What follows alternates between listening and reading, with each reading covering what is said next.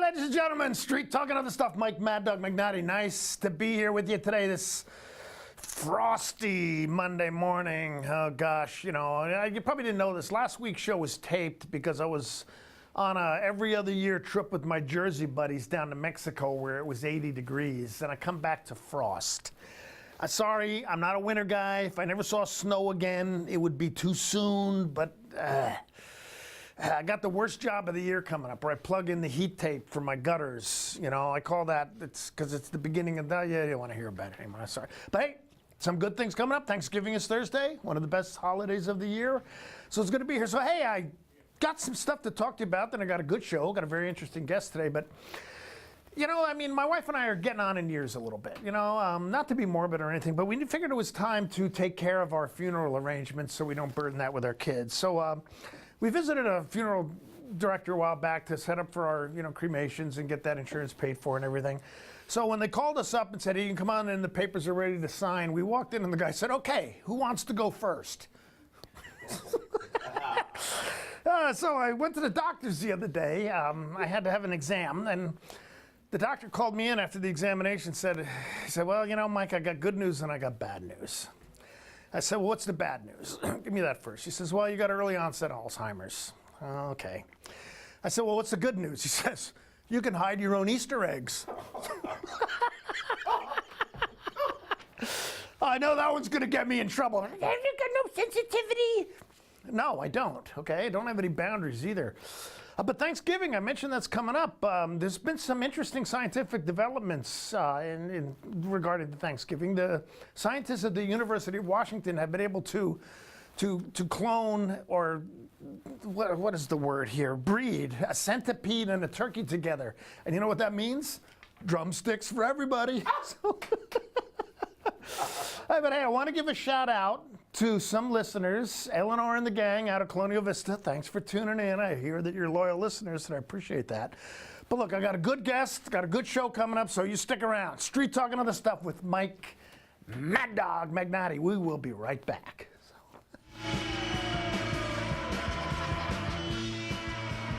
Hey everyone, did you know that the NCW Life channel is North Central Washington's go-to source for news? No matter how you prefer to view your news, NCW Life has you covered. Watch the evening news weeknights on TV, stream it, read it at ncwlife.com, or catch the latest news by following us on Facebook. Stay informed with local news, sports, weather, and shows featuring local people and events. NCW Life, a reflection and a spotlight of the communities we call home.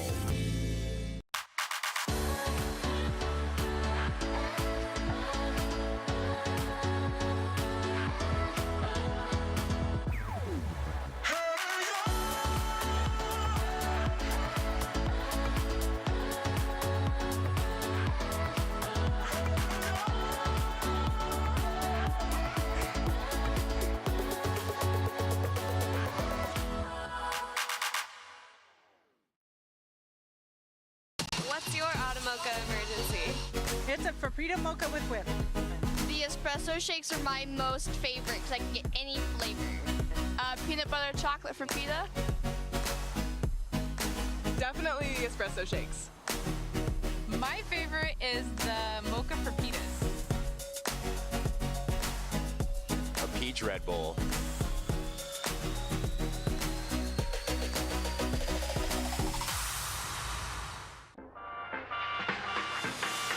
NCW Life Channel is proud to present the Spotlight on Business. We're going behind the scenes to bring you the story of local businesses throughout North Central Washington. How did they get started, and why are they so successful? We'll answer these and other questions each week with Spotlight on Business, Sundays through Fridays on the NCW Life Channel.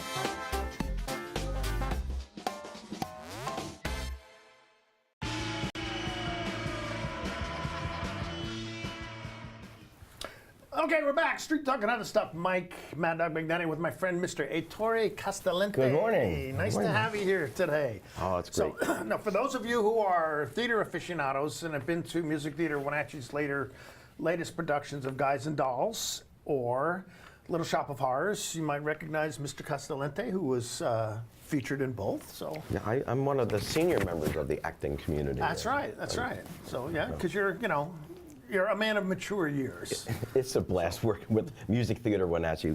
We'll talk more later about Music Theater. So we will, but that's how we met. And this gentleman is very interesting, so I thought, hey, let's have him on the show.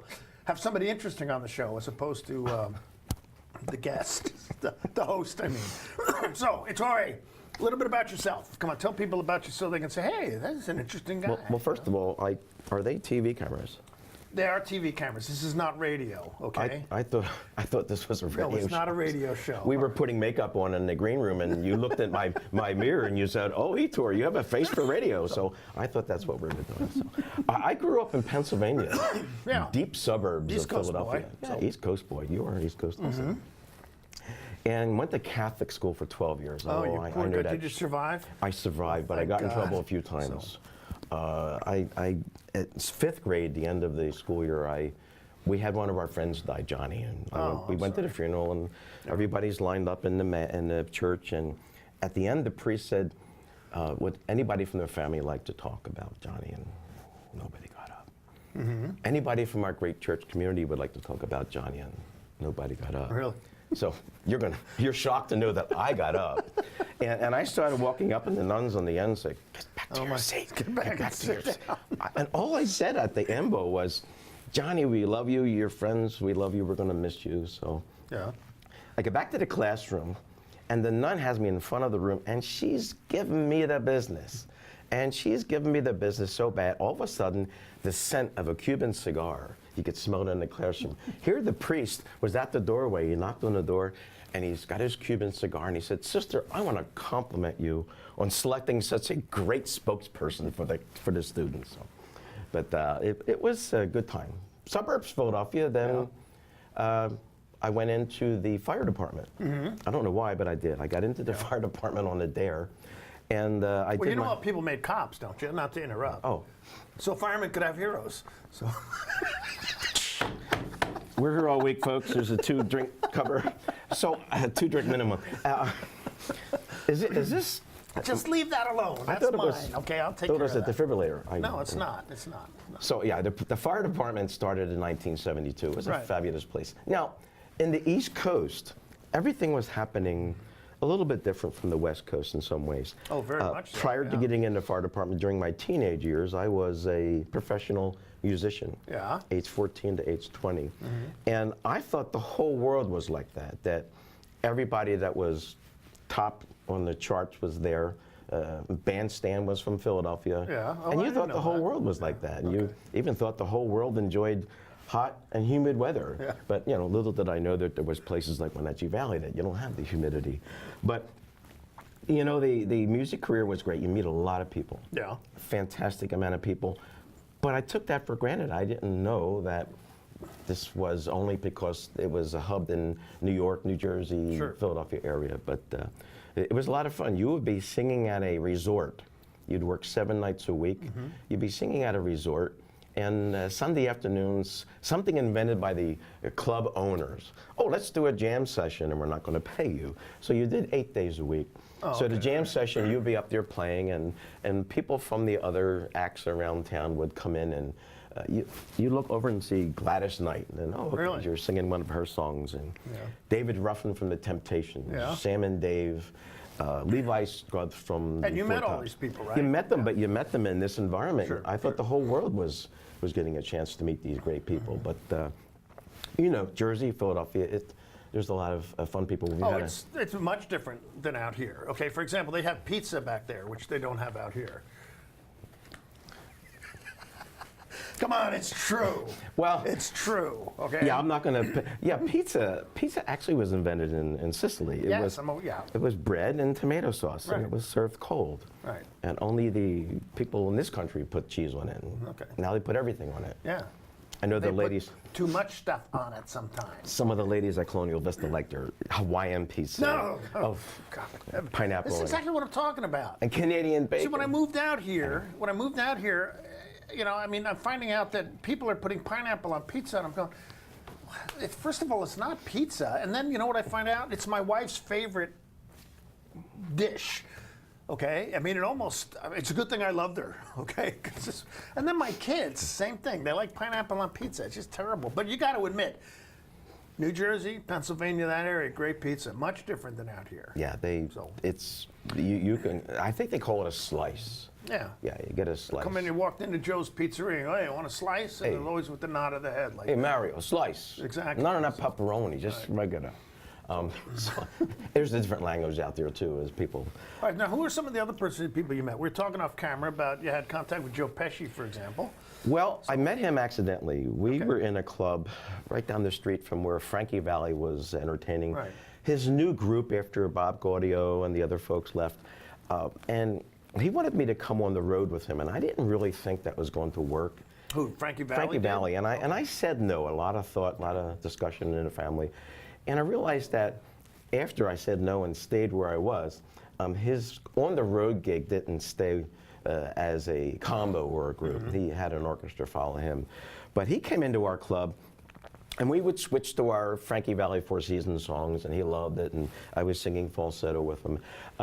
But there was this annoying guy that was with him, Joe Pesci. But I didn't know it was Joe Pesci. He was introduced to me as Joey Fisher. Yeah. And I think when you see the movie Jersey's Boys, it clears that up. Yeah. But Joey Fisher was so annoying. You know, he's about 4 foot nothing, and he's greasy hair, chain smoking, drinking, and the bouncers were trying to work their way over and take him out, and I gave them the hold off signal because they were with Frankie Valli. Sure.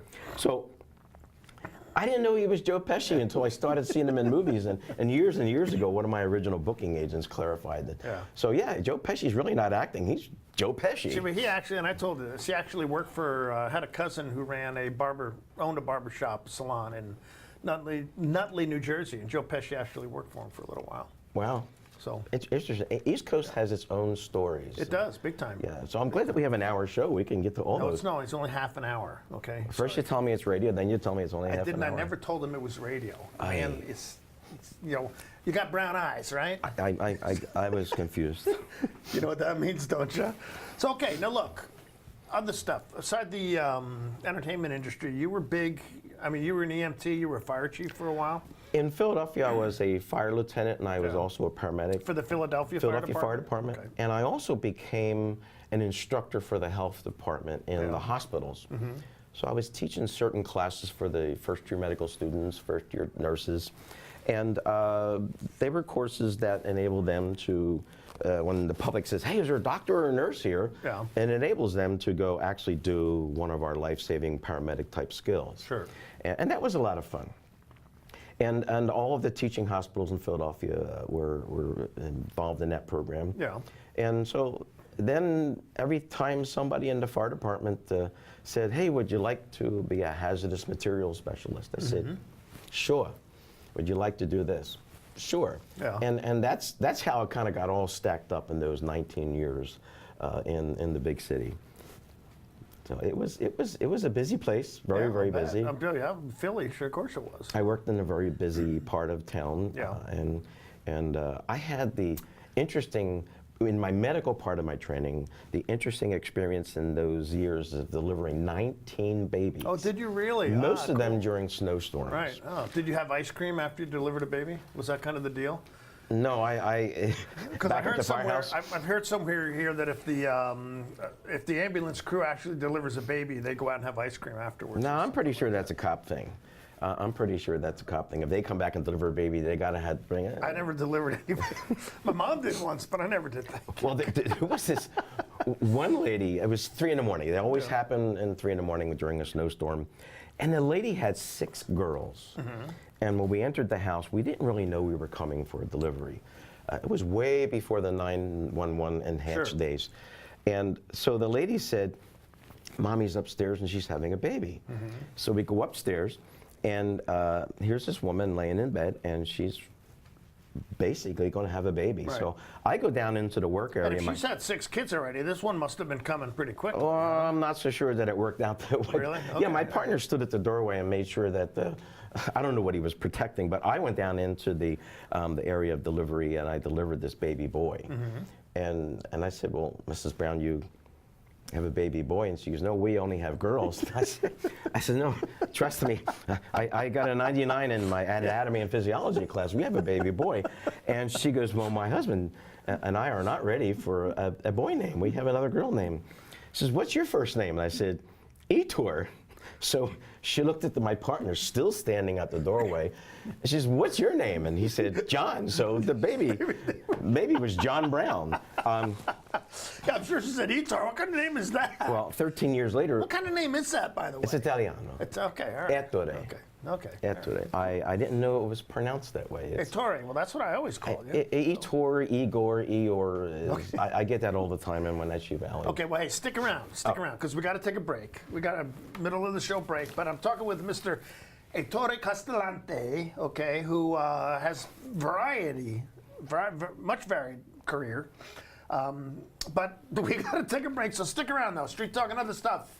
Mike Mad Dog Magnati, we'll be right back.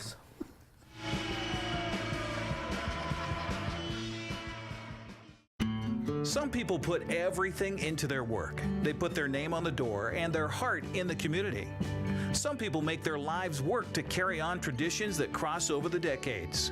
When you shop these local businesses, you support all the things that make our community great, and the money you spend stays here in the Valley. We give thanks to our sponsors who support this message: Collins Fashions in downtown Wenatchee, the Wenatchee Valley Senior Activity Center, and Clark's Jewelry on Palouse. Stormy Mountain Brewing and local public house, featuring great family dining in downtown Chelan. We've got burgers, pub fare, and the best barbecue around. Try one of our award-winning sauces made fresh here in-house. So grab the whole gang and come on down. Stormy Mountain Brewing. Beer, barbecue, friends, and beer.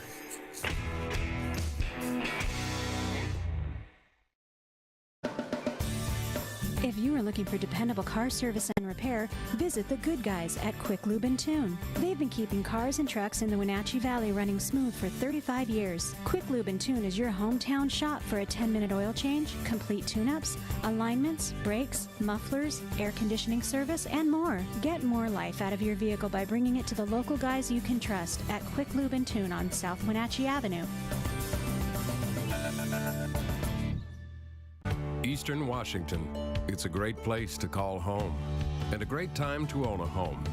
It's the ideal place to lay down roots for your family and your future. Gisa Credit Union thinks Eastern Washington is a great place to own a home too. That's why we offer all kinds of home loans with personal attention every step of the way. We're your home. For home loans, we're Gisa Credit Union.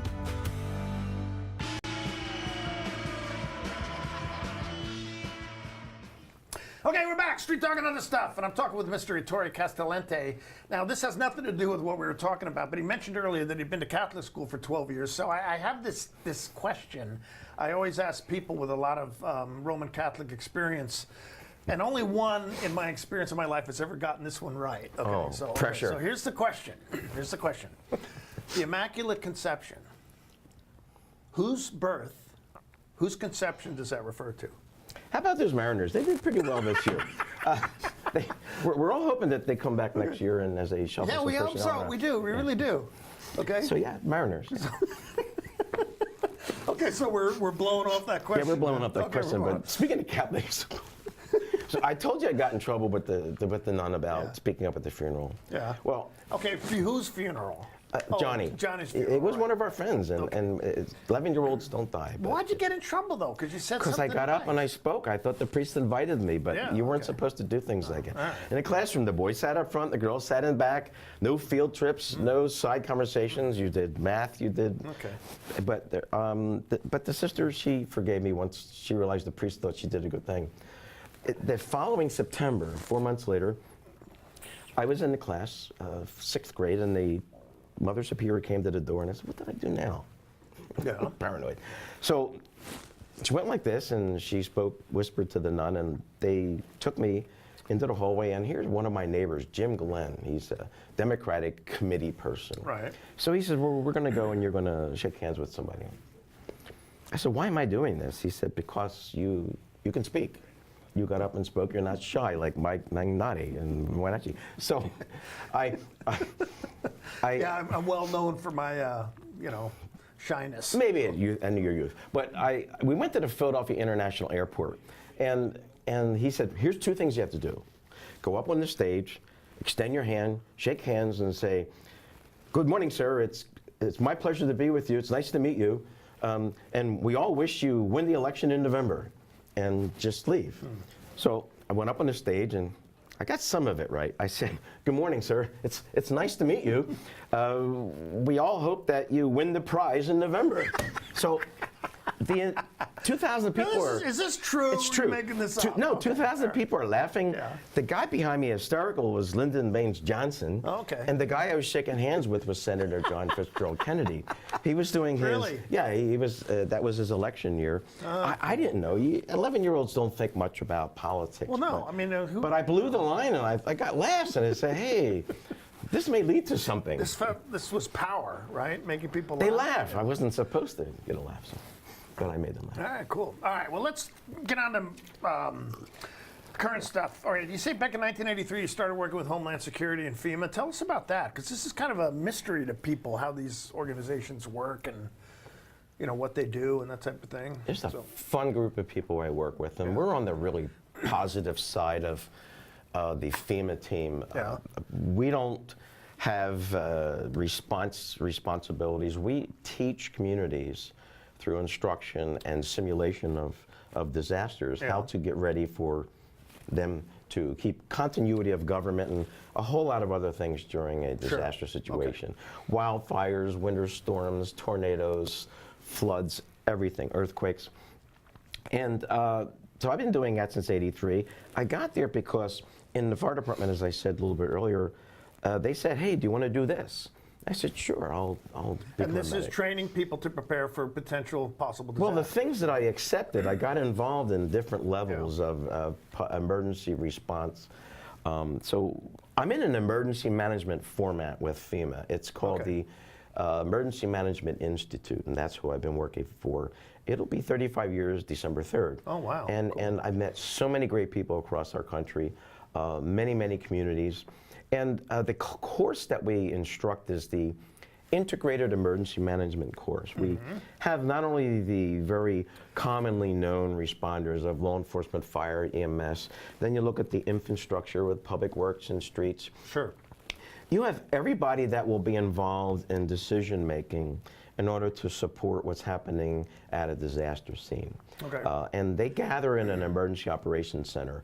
And we work with the communities by taking their comprehensive emergency management plans, and we study them, and when we meet with them in a 4-day training format, we challenge them to respond in tabletop exercises to see how much they know about their plans, and actually to see what they want to revise in their plans. Okay, all right. My last assignment was my best in 35 years. I traveled really far. Kittitas County. Really? So, You said, because during the show you said you had to go over to Ellensburg. yeah, and I did that on our 4 days off in between the first and second week of Little Shop of Horrors. And what an amazing group of people. Yeah. Now, they're our neighbors, Chelan, Douglas, Kittitas, Okanagan, Grant. And when one of those counties receives a special training program from FEMA through the Emergency Management Institute, they all benefit. Yeah. And most of the people are only aware of what they see. They are not aware of what goes on during a disaster. Let's talk about wildfires, for instance. Right. If it's becoming involved, we had a fire 3 years ago that got well involved. The Emergency Operations Center, the EOC, will activate all of those agencies that I mentioned and plenty more. School districts, everybody, health department, they all come together and they all contribute to supporting what's going on at the scene. Sure. And you may have more than one of those fires in a regional area, so it gets All quite... right, now wildfires are an important one, but just in this area with the dams, do you ever do anything about potential disaster to the dams? Because I did do a simulation in conjunction with the fire department once about what if the dams got breached. And we haven't had a specific dam integrated emergency management course. I think that's a good idea. I proposed that about 12 years ago when I first got to the Valley. Right. And I don't think our 3 counties were ready for that. I think our emergency management people now that are mostly from your sheriff's departments are probably ready for that type of a theme. And Kittitas was a good county to deal with as we presented a wildfire, a flooding fire, and a winter storm. True. A lot of the things that you'll do for any theme will work for others. Not all, but a lot of those things. You may have mass casualty situations. Right. And unfortunately, in California right now, we're dealing with the most horrible reports of fatalities and the people that are missing. Yeah, that's over 60 people dead that they're aware of. Correct? And they were near 1,000 missing Sunday on the national news. I think that number is going to dwindle down when they find out that a lot of people evacuated. Sure. Hopefully that number gets really small. But when we have those fires, we name those fires, and the EOC with all those people in emergency management are supporting what's going on at the scene. The scene is managed by an incident commander or a joint command system. Sure. There's a lot of times where there's multiple jurisdictions involved, and you'll maybe have a couple fire chiefs or a multiple discipline situation where you have a fire and a law enforcement commander in there working in a unified fashion. It's really, really a design system that works good for every area of our country. Okay. And the federal government. I don't mean to cut you off, but we got to take a break. Okay. Because I know there's something else you want to talk about. Oh, yeah. And I'm going to bypass my letter. I've got a letter, but I'm not going to read it today. I'm going to let you have the last few minutes of the show. Okay. So stick around. That's So, cool. hey, Street Talk and Other Stuff. I'm talking to Mr. Ettore Castellente, friend of mine, very varied professions, this gentleman's life, and you heard about some of them. So we got to take a break, but stick around. We'll be right back. So.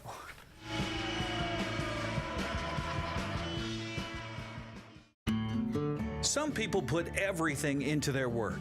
They put their name on the door and their heart into the community.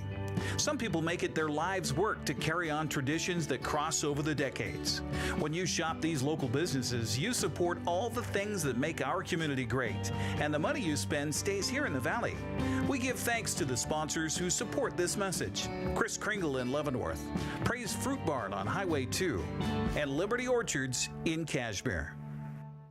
I'm Jenny Rojanasatian, and this is Guada TV. Every week we will be bringing you a first look at North Central Washington business, tech, and education news. You'll hear from local influencers and innovators who live right here in the Valley. Together, we'll discuss hot topics, current events, and resources that can support your business, our schools, and this community. Join me every week, and let's get inspired.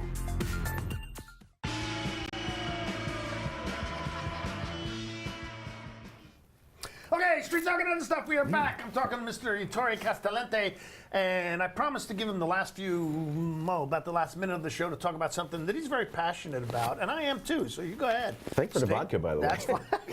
Kathy Lena. Don't we wish? Hey, Music Theater Wenatchee, how great is that group of people? Great. It's a great organization. This year we had Death by Design, Guys and Dolls, Little Shop of Horrors. I've been with them since 1983. Oh, you're older than I am. So no, I'm kind of the newer member of the group, and I'm appreciating They're a great organization. And in their theater, Riverside Playhouse, we have the Full Secret Theater, Full Circle Theater, Hound of the Baskervilles. We're going this weekend. I know, we're going Saturday. This is the last weekend, folks.